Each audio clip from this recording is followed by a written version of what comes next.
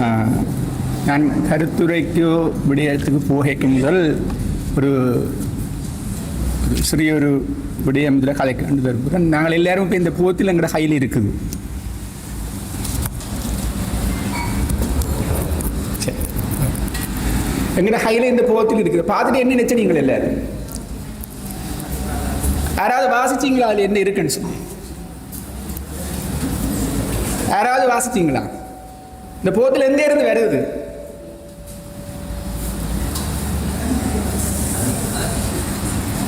Very கிளியரா எழுதி கிடக்கு. போத்தலில் அடைக்கப்பட்ட குடிநீர். அது இந்த கராதரம் அது இது ஒன்றும் இல்லை. ஒரு மற்றது தெற்கில் இருந்து வருது.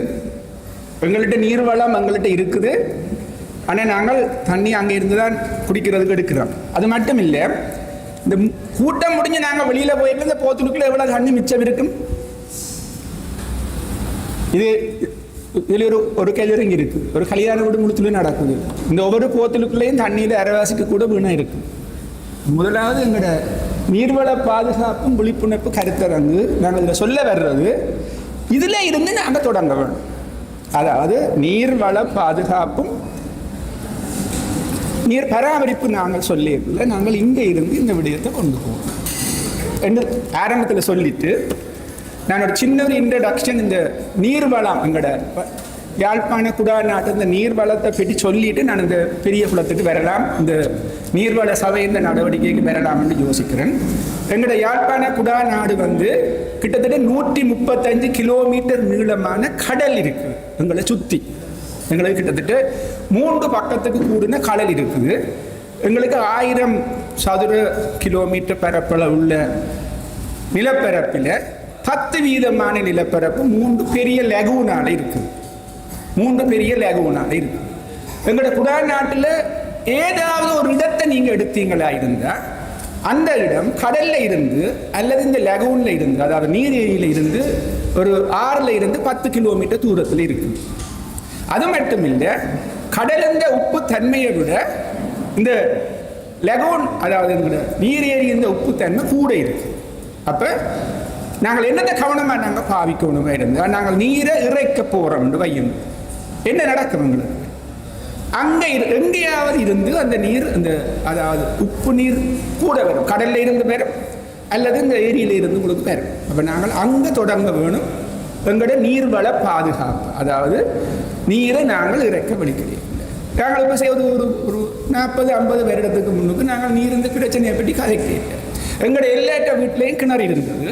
நாங்கள் வாளியால் அள்ளித்தான், இப்போ நான் சின்ன பிள்ளையில வாளியால் அள்ளித்தான் குளிச்சேன். இப்போ எந்த ஒரு காலம் வரத்தை டேங்க் கட்டி தண்ணி அடிக்க வலிக்கிட்டோம். இப்போ தண்ணி அடிக்க வலிக்கிட்ட அப்புறம் என்ன செய்தோம்னா தண்ணி எடுத்து பூமரத்துக்கு அந்த பைப்பில் தண்ணி ஊற்றுறோம். அப்போ கணக்க தண்ணி ஊற்றுறோம் நாங்கள். ஆனால் கிணத்துலேயே அள்ளி ஊற்றுன மாதிரி இருந்தால் நாங்கள் அவ்வளோத்துக்கு ஊற்ற மாட்டோம். அப்போ பேருந்து என்ன நடந்தது என்றால் கொஞ்சம் காலம் செல்ல அந்த கிணறுகின்றதுக்கு நிலம் கிணக்க வேணும். பிள்ளைகள் கல்யாணம் கட்டி எங்களோட அடுத்த ஜெனரேஷன் பெறத்தோடாங்க. காணிகள் சின்ன வந்த உடனே என்ன செய்கிறோம்? டியூப்வெல் அடிக்க வலிக்கிட்டோம். டியூப்வெல் அடிச்சுட்டு சும்மா இருந்தோமா, ஹேண்ட் பம்ப் போட்டோமாண்டா இல்லை, பவர் பம்பை போட்டு இழுக்க வலிக்கிட்டோம். கொஞ்சம் நேரத்துக்குள்ள கிணறு தண்ணி வேணும், எரியா வேணும். ஒரு கால் கோசோரில் பம்போட அடுத்த வீட்டுக்காரன் தண்ணி காணாதுன்னு அரை போடுவார். சில நேரம் இப்போ 1 ஹோஸ் பவரில் கூட வீட்டில் டியூப்வெல் இருக்குது. அப்போ என்ன நடக்கும்? தண்ணியை நாங்கள் கூட உறிஞ்ச தொடங்குறோம். அப்போ உறிஞ்ச தொடங்க என்ன செய்யும்?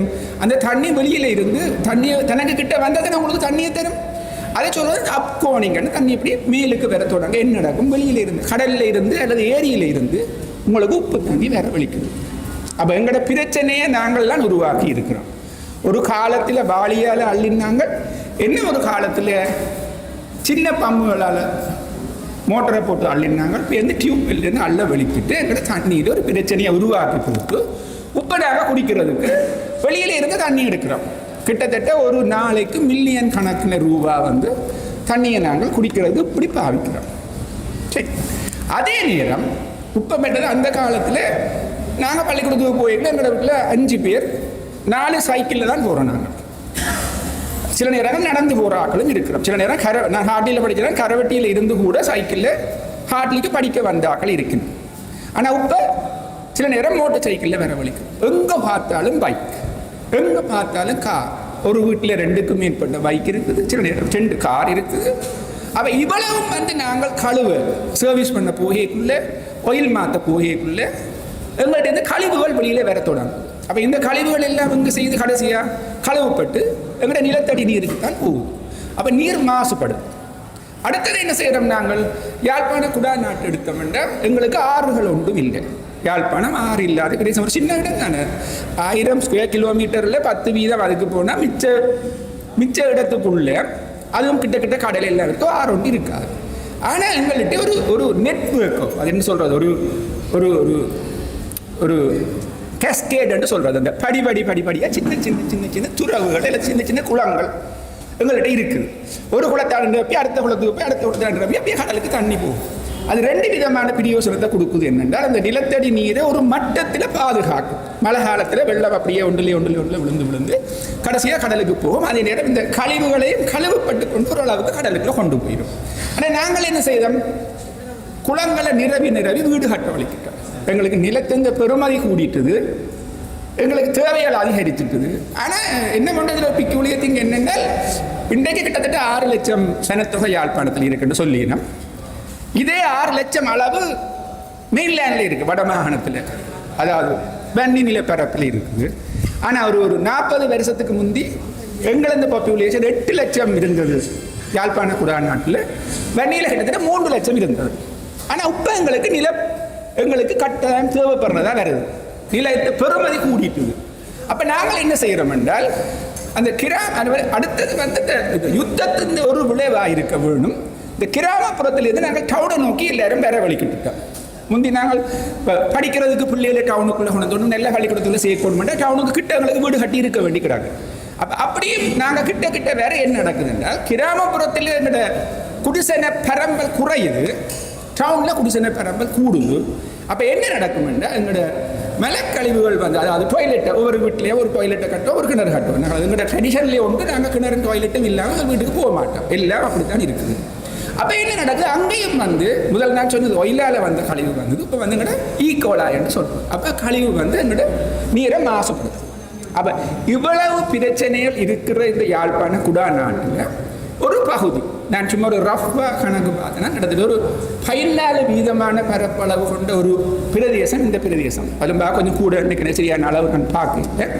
பிரதேசத்தில் அமைந்துள்ள ஒரு குளம். அப்போ எங்கள்கிட்ட யாழ்ப்பாண குடாநாட்டுக்குள்ளே சிறு குளம் என்று சொல்கிற அளவுக்கு கிட்டத்தட்ட ஒரு 800 குளம் இருந்ததாக தரவு சொல்லுது. ஆனால் இன்றைக்கு நாங்கள் எண்ணி பார்த்தோம்னா இருந்தால் நான் நிற்கையில் ஒரு 100 குளம் இருக்குமோ தெரியல, 100 குளம் இருக்குமோ எனக்கு தெரியல. அப்போ இதுதான் எங்களோட நிலை. அப்போ அதை நாங்கள் இந்த பகுதிக்கு வருவோம். இந்த 14% நிலப்பரப்பு யாழ்ப்பாண குடாநாட்டந்த உள்ள இந்த பிற பகுதியில் அளவிட்டு அளவில் மிகவும் விசாலமான ஒரு குளம், இந்த பொன்னால பெரிய குளம். அப்போ இந்த குளம் வந்து அது இந்த சரித்திரங்கள் அதுகள் சம்பந்தமான தெளிவான ஒரு அறிவித்தல்கள் எங்களுக்கு கிடைக்குதில்லை, எடுக்க இயலாமல் இருக்குது. ஆனால் அது இந்த உண்மையான குளம் வந்து இப்போ இருக்கிற குளம் இல்லை, அதை விட மிகவும் விசாலமான ஒரு இடத்துல அந்த குளம் இருந்தது. காலத்துக்கு காலம் ஒன்று யுத்தத்தால் இடம்பெயர்ந்தோ அதுக்கு பிறகு வந்தோ அல்லது இடம்பெயர்ந்து வெளிநாடுகளுக்குள்ள போயோ அப்படி போனதால உண்மையான உரிமையாளர் இல்லாத இடங்கள்ல வேறையாக்கள் வந்துட்டு அந்த காணி என்கரேஜ் பண்ணி குளம் ஒரு மிகவும் ஒரு குறுகிய ஒரு இடத்துக்கு கிட்டத்தட்ட வந்துட்டுது.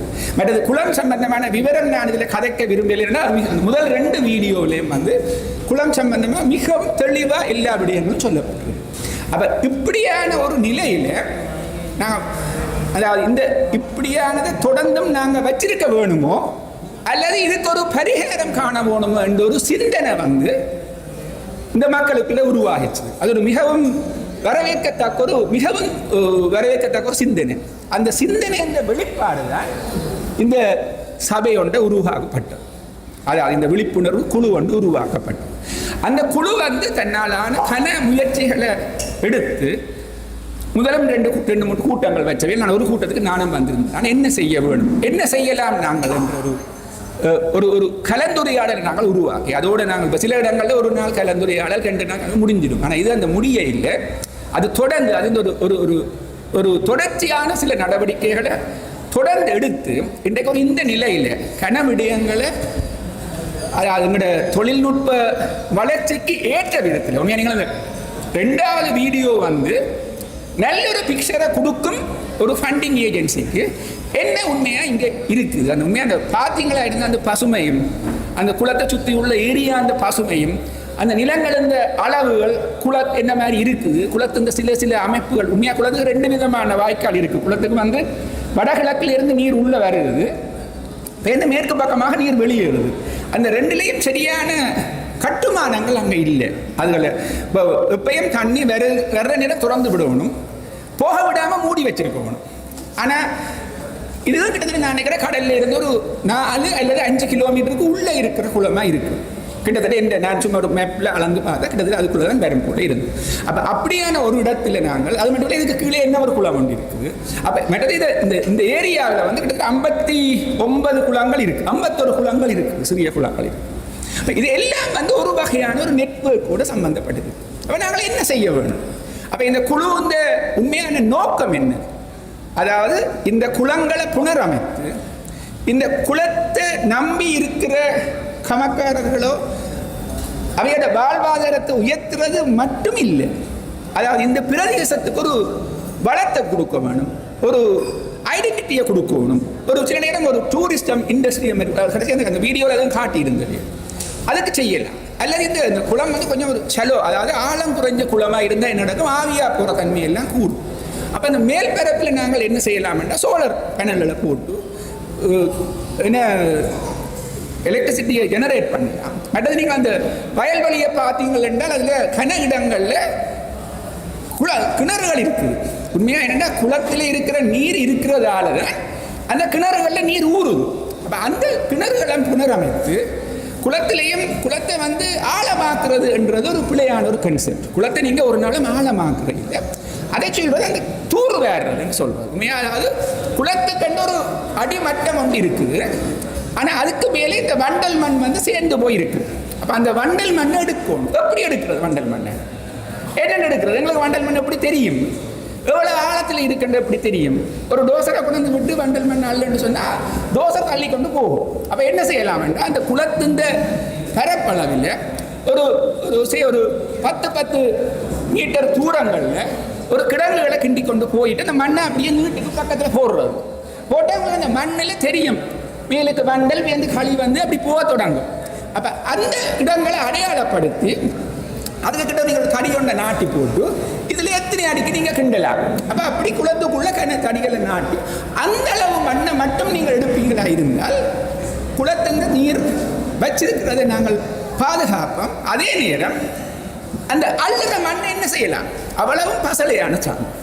நீங்கள் அந்த நான் நினைக்கிறேன் இந்த முந்தின அரசாங்கம் கோத்தா அந்த காலத்தில் மணிக்குளத்தில் பார்க்கணும், குப்பை சரிகு ஒன்றும் இருக்கா, லொரியா ஆமி வந்து இந்த குப்பையில் அள்ளி கொண்டு போகிறது, அந்த இயற்கை உரம் தயாரிக்கிறது, அந்த குளத்தில் பொறுக்கெடுக்கிறேன்னு சொல்கிறது. அப்போ எடுத்து மூலம் நம்ம விலைக்கு போனதுதான் எல்லா இடம். அப்போ இங்கேயும் அதை நாங்கள் அப்போ அந்த ஒரு பேலன்ஸ் ஒன்றுக்கு நாங்கள் போவோம்.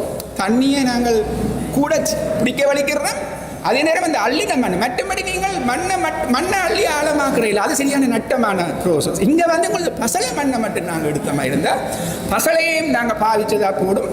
மற்றது குளத்துங்க அதே நேரம் இந்த குளத்தை சுற்றியுள்ள ஏரியாவை வந்து நீங்கள் ஆனால் அந்த ஓரளவுக்கு பொன்னால பெரிய குளத்தில் இந்த கிரீனரி சுத்த வேற இருக்கு, ஓரளவுக்கு பார்க்கக்கூடியது அந்த கிரீனரி இருக்கு, அது இன்னும் நாங்கள் பெருப்பிக்கக்கூடியதாச்சு. அது மட்டும் இல்லாமல் அந்த தொடர உள்ள குளங்கள் இருந்த எல்லா அமைப்பு முறைகளும் ஒன்றோடு ஒன்று தொடர்பு படுத்தப்படும். சில இடங்களில் வந்து இந்த கனல் ஃபீடர் கனலும் வெளியில் போகிற கனலும் தொடர்பு இல்லாமல் இடையிற நிலம் ஆக்கிரமிக்கப்பட்டிருக்கும். அதுகள் எல்லாம் ரிமூவ் பண்ணி குளங்கள் அது சொல்றது கேஸ்கேட் சிஸ்டம். கேஸ்கேட்னா அந்த படிப்படியான ஒரு இடத்துல வந்து இன்னொரு வந்து போகிறோம். அந்த தொடர்பு வந்து எப்பயும் தொடர்ச்சியாக இருக்கக்கூடியதா நாங்கள் அதுகளை செய்யணும். இந்த மாதிரியான விடயங்களை செய்கிறதுக்கு 2 விதமான அணுகுமுறையை நாங்கள் கையாளணும். குளத்தின் உரிமையாளர் வந்து கமநல சேவை திணைக்களம். அப்போ அவைகளை அணுகி அவைகள் மூலம் இந்த குளத்தை செய்கிறதுக்கு ஒரு ஒழுங்குபடுத்த வேணும். அதே நேரம் இந்த கமநல சேவை திணைக்களத்துக்கு நாங்கள் போனோம்னா அவர்கிட்ட நிதி வசதிகள் இருக்காது. அப்போ என்ன செய்ய வேணுமா இருந்தால் ஒரு ஒரு என்ஜிஓவை, அதாவது இப்போ தனியாக நாங்கள் நீர்ப்பாசனம் என்றால் தான் கமநல சேர்ந்து முழுசாக சம்மந்தப்படும். ஆனால் என்ன வேலை செய்தாலும் அவையோட பெர்மிஷன் இருக்க வேணும். ஆனால் ஒரு ஒரு என்ஜிஓவை அவைகளோடு சேர்ந்து ஒரு டூரிசம் ப்ரோக்ராம் மாதிரியோ அல்லது வேறு வாழ்வாதாரம் சம்பந்தமான விடயங்களை நாங்கள் இந்த குளத்தை சேர்த்து நாங்கள் செய்வோமே இருந்தால் நிச்சயமாக இந்த குழு என்ன நோக்கத்தோடு நாங்கள் இவைகள் அமைச்சினமோ அதிலிருந்து இந்த நீர்வள அபிவிருத்தி குழு வந்து எந்த நோக்கத்தோடு உருவாக்கப்பட்டதோ அந்த நோக்கத்தை நாங்கள் பூர்த்தி செய்யக்கூடியதாக இருக்குது. அது மட்டுமில்லாமல் கிட்டத்தட்ட 329 குடும்பங்கள் இந்த குளத்தை சுற்றி பயனாளிகளாக இருக்கணும். மற்றது 119 ஹெக்டேர்ஸ் லேண்ட், கிட்டத்தட்ட 270 ஏக்கர் காணி இருக்குது. அதில் கிட்டத்தட்ட 52 ஹெக்டேர் மட்டும்தான் பாசனம் பெறுது. அப்போ நாங்கள் குளத்தை அபிவிருத்தி செய்தால் அந்த முழு பரப்பளவும் நாங்கள் பயிர் செய்யக்கூடியதாக இருக்குது. அப்போ மற்றது நெடுக நாங்கள் அந்த நெல் பயிரண்டு மட்டும் இல்லாமல் மற்ற பயிர்களை நோக்கின ஒரு பாசன முறைக்கு எங்களை மாற்ற வேணும். மற்றது குடிநீர் அடுத்த பெரிய பிரச்சனை. இப்போ நாங்கள் பார்த்து நாங்கள் வெளியில் தண்ணி எடுக்கிறோம், ஏன்னா இங்கே எங்களுக்கு குடிநீர் இல்லை. டேங்க் கட்டி இருக்கிறோம், டேங்குக்கு தண்ணி வருது இல்லை. என்ன நாங்கள் கிட்டத்தட்ட வடக்கு யாழ்ப்பாண குடாநாட்டில் 16 டேங்க் கட்டி இருக்கிறோம். இன்னும் ஒரு முழு டேங்கு நிரப்புற அளவுக்கு தண்ணி எங்களுக்கு வேற இல்லை. அப்போ நாங்கள் சின்ன சின்ன டேங்களை கட்டி அங்கே தண்ணி எடுக்கக்கூடிய ஒழுங்கை நோக்கி போகணும். அப்படியான இதுகளுக்கு தொடர்ந்து இந்த குளங்கள் எல்லாம் உரிய முறையில் பராமரிக்கப்பட்டு, அதாவது உரிய முறையில் பராமரிக்கப்பட்டு அபிவிருத்தி செய்யப்படுமா இருந்தால் நிச்சயமாக எங்களால் இந்த நீர் பாதுகாப்பு, நீர்வள பாதுகாப்பை செய்யலாம் என்று கூறி எனது கருத்துரையில்